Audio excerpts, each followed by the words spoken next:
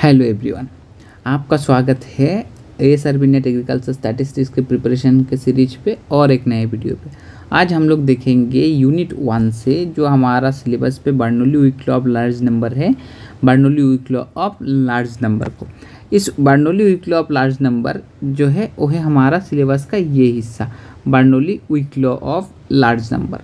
मैं आपको बता देता हूँ, इससे पहले जितने भी पार्ट हैं हर एक पार्ट का छोटे छोटे पार्ट करके कुछ इस तरीके से पार्ट बनाने के बाद उस पर हम लोगों ने एक वीडियो बना के रखा हुआ है इसी चैनल पे। तो आप देखेंगे यहाँ पे ये टॉपिक है, सिर्फ टॉपिक नहीं है, यहाँ पे की पॉइंट और उसके साथ हर एक वीडियो पे आपको MCQ सॉल्व MCQ देखने के लिए मिल जाएगा। तो आप इसका मदद लेके यहाँ तक हर एक पार्ट के लिए अवेलेबल वीडियो देख सकते हैं, ठीक है।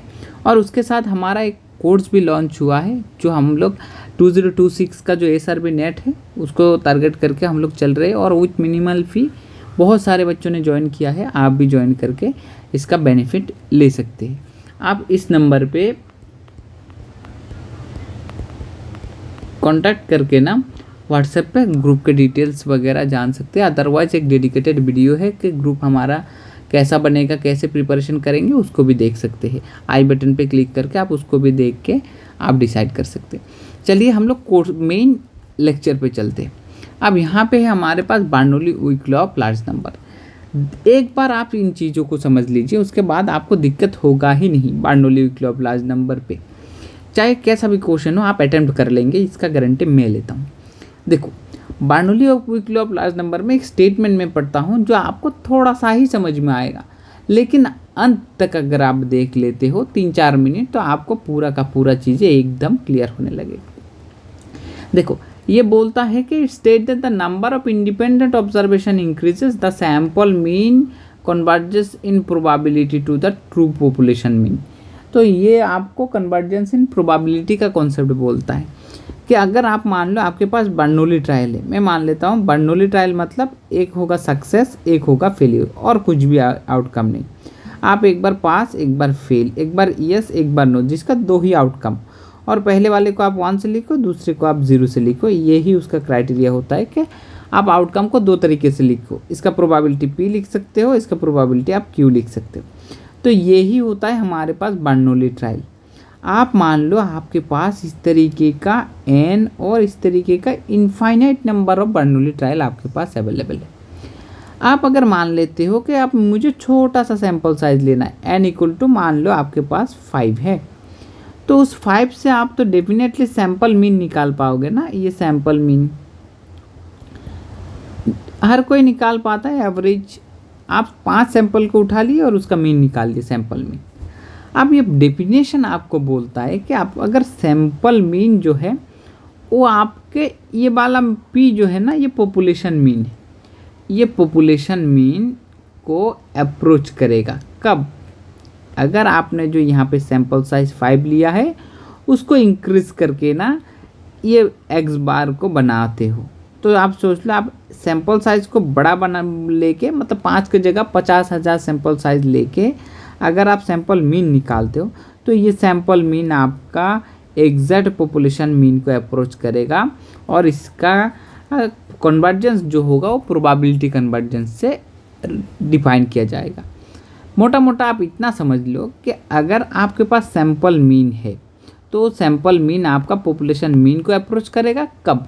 जब आपका सैंपल साइज बहुत ज़्यादा है और इस बात का गारंटी लेता है प्रोबेबिलिटी, ठीक है, उसका प्रोबेबिलिटी वैल्यू 1 होगा। अब अगर आपने ये बात समझ लिया है तो ये बात समझने में आपको देर नहीं लगेगा।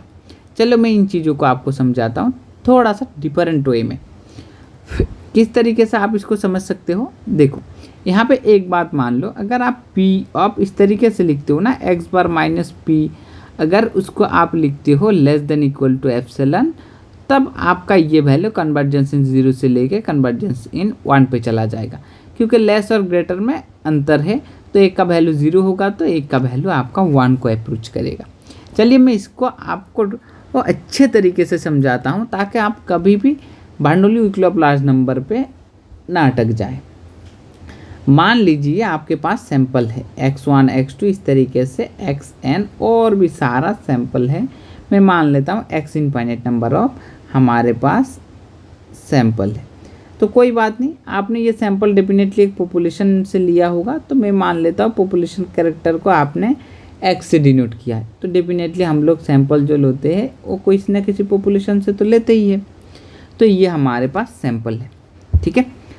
अब आप देखो, आपको जो स्टेटमेंट दिया गया है, मैं नीचे वाला यूज़ कर रहा हूँ, probability of x bar minus P, और इसका वैल्यू जो है लेस देन इक्वल टू, जो हमारे पास लेस देन था, less than equal to epsilon, और ये होने की संभावना आप दे रहे हो 1। तो अगर ऐसी बात है, मैं इसको थोड़ा सा कैलकुलेट करता हूँ, आपको बड़े अच्छे तरीके से इसका समझ आ जाएगा कि अगर आप प्रोबेबिलिटी ऑफ माइनस एप्सिलॉन, क्योंकि मैं मॉड्यूलस साइन हटाना चालू कर रहा हूँ, तो ग्रेटर इक्वल टू आप लिखोगे x bar minus P greater equal to epsilon, और ये 1 को अप्रोच कर रहा है। सेम वे में आप लिख सकते हो कि सर मेरे पास एप्सिलॉन प्लस पी और लेस देन और इक्वल टू एक्स बार, और यहाँ पे मैं एप्सिलॉन प्लस पी इस तरीके से लिखना चाहता हूँ, और ये 1 को अप्रोच करता है।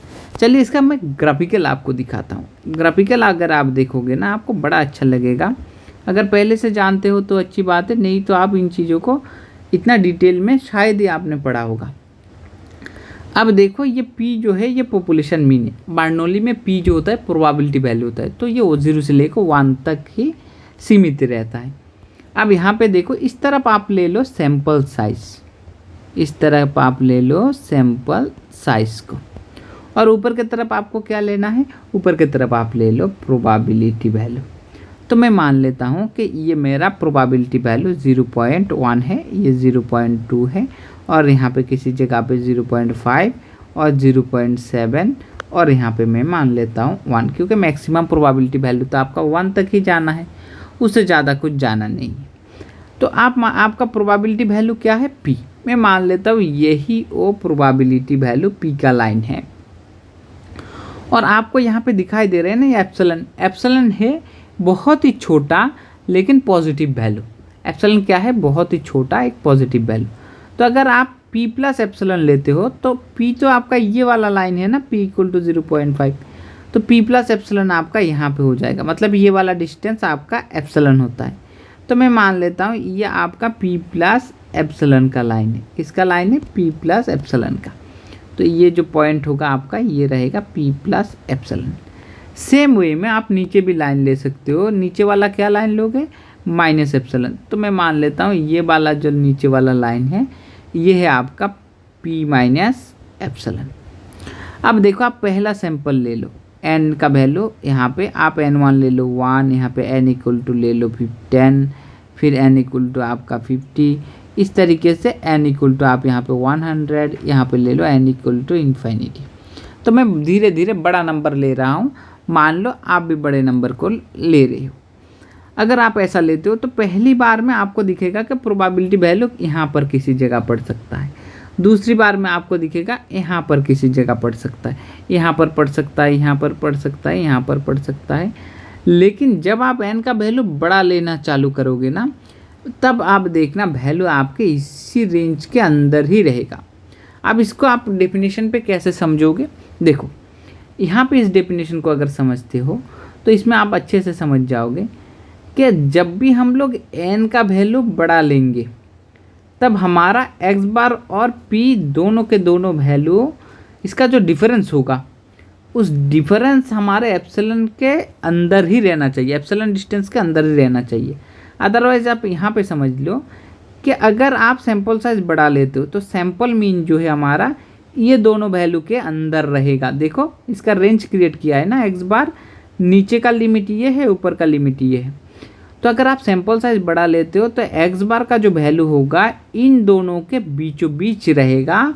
इस बात का प्रोबेबिलिटी जो है, देखो इस बात का प्रोबेबिलिटी जो है वो हमारे पास 1 है, ठीक है। इस बात का प्रोबेबिलिटी वैल्यू 1 है। क्या है कि अगर सैंपल साइज आप इंक्रीज करते हो तो आपका जो प्रोबेबिलिटी वैल्यू होगा वो इस बाउंड्री के अंदर रहेगा। इस बात का प्रोबेबिलिटी आपके पास 1 है, मतलब आप श्योर हो इससे बाहर नहीं जाएगा।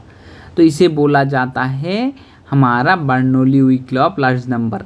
जहाँ पे कौन मदद करता है, कन्वर्जन को आप CGT भी लिखे होंगे, कन्वर्जेंट इन प्रोबेबिलिटी जो है वो कॉन्सेप्ट आपको मदद करता है। तो इन चीज़ों को समझने में आपको टाइम लगा है। अब देखना क्वेश्चन समझने में आपको टाइम नहीं लगेगा।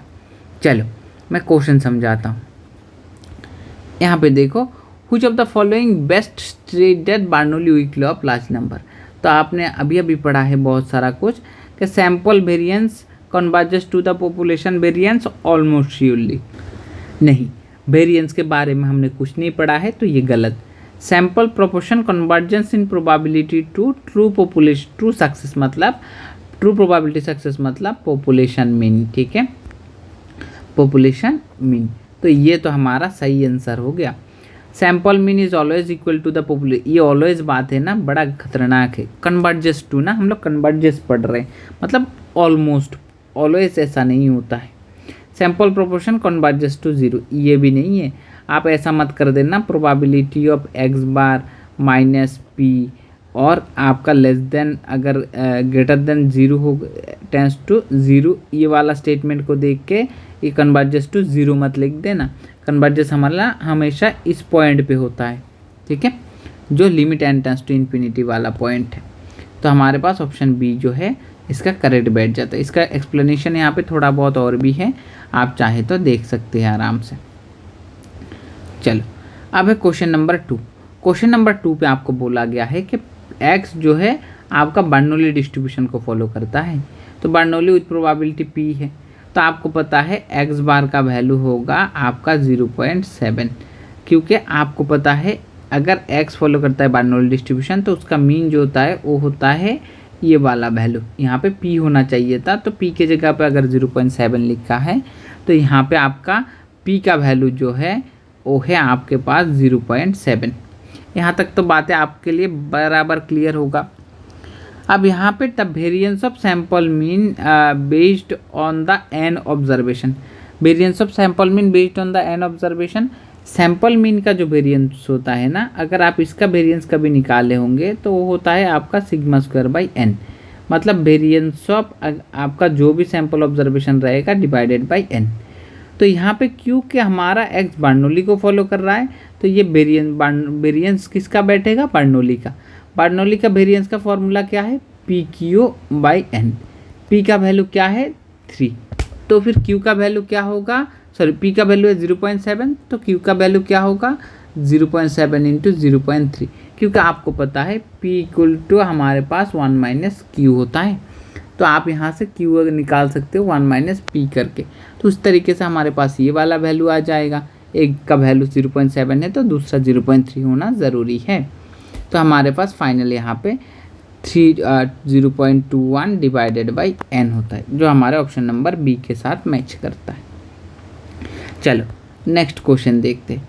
अब नेक्स्ट क्वेश्चन में दिया गया है हमारे पास कि यहाँ पे है एस पार चे बाई चेप इनइक्वलिटी।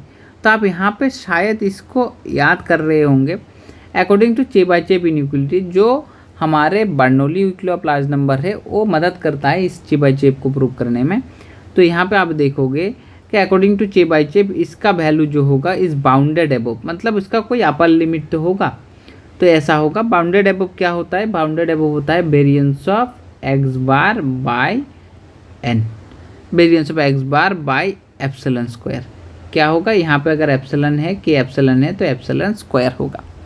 तो अगर आप इस तरीके से देखते हो वेरिएंस ऑफ एक्स बार क्या है, वेरिएंस ऑफ एक्स बार है आपके पास, क्योंकि ये बर्नौली है। कौन सा ट्रायल है, बर्नौली है। अगर बर्नौली के सिवा कुछ और होता तो अलग तरीके से। तो बर्नौली का वेरिएंस का फॉर्मूला क्या है, वेरिएंस ऑफ एक्स बार अभी अभी आपने देखा है कि पी क्यू बाई एन होता है। तो अगर यहाँ पे अगर आप पी क्यू बाई एन का वैल्यू सब्सटीट्यूट करोगे तो ये P Q by n epsilon square बैठेगा। तो जो हमारे ऑप्शन बी के साथ मैच। देखिए अब है हमारे पास क्वेश्चन नंबर 4। यहाँ पे आप एक्सप्लेनेशन को देख सकते हैं, और कुछ भी आपको और डिटेल्स में चाहिए होगा तो आप कमेंट सेक्शन में मुझे पूछ सकते हैं। As per the sample size increases indefinitely, मतलब सैम्पल साइज इंक्रीजेस इंडिफिनिटली मतलब n tends to infinity. The variance of the sample proportion, आपका variance of the sample proportion increases indefinitely नहीं, रिमेन कांस्टेंट नहीं, अप्रोचेस टू जीरो नहीं, approaches to one, सब गलत नहीं। देखो आपका यहाँ पे प्रोबेबिलिटी पूछा होगा, the variance of the sample proportion, जो अगर आप n को इन्फाइनेटली इंक्रीज करते हो तो आपका इंडिफिनिटली इंक्रीज तो नहीं करेगा, कांस्टेंट भी नहीं रहेगा, ये दोनों में से एक।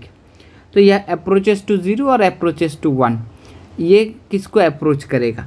अगर आप इसका आंसर कर पा रहे हो तो यहाँ पे आपको दिखेंगे कि वेरिएंस क्या होता था हमारे पास PQ/n। तो अगर आप इन्फाइनेटली इंक्रीज करते हो तो इसका वेरिएंस क्या होगा, मैं समझाता हूँ। कि वेरिएंस ऑफ x बार जो अभी आपने निकाला है वो था PQ/n। तो अगर आप यहाँ पे n को इंक्रीज कर रहे हो तो आप ले सकते हो limit n tends to infinity variance of x bar. तो यहाँ पे आपके पास क्या आ जाएगा, limit n tends to infinity PQ/n। तो यहाँ पे आपको देखने के लिए मिलेगा कि इसका वैल्यू इन्फिनिटी है, तो PQ/इन्फिनिटी लिखने का मतलब टेंड्स टू ज़ीरो। तो आपका वैल्यू जो होगा वो किसको अप्रोच करेगा, आपका जो वैल्यू होगा वो अप्रोचेस टू ज़ीरो होगा। होपफुली समझ में आ गया होगा आपको।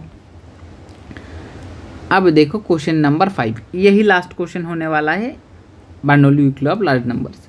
अब देखो Bernoulli equilibrium of large number estimate the convergence in sample mean in probability. कौन सा प्रॉपर्टी यूज़ कर रहे थे, कन्वर्जेंस इन डिस्ट्रीब्यूशन नहीं, कन्वर्जेंस इन लॉ नहीं, कन्वर्जेंस इन प्रोबेबिलिटी। तो इस बात को आपको याद करके रखना है। ये जो है कंसेप्ट पूरा का पूरा आपका कन्वर्जेंस इन प्रोबेबिलिटी के कॉन्सेप्ट के ऊपर बेस्ड करके बनाया गया है। तो होपफुली आपको अच्छा लगा होगा। अगर आपने पूरा धैर्य से देख लिया होगा तो आपको कॉन्सेप्ट अच्छे से समझ में आ गया होगा। Hope it is helpful for you. Stay tune and stay watch. अच्छे से प्रिपेयर कीजिए और अच्छे से आपका एग्ज़ाम को क्वालिफाई कर लीजिए।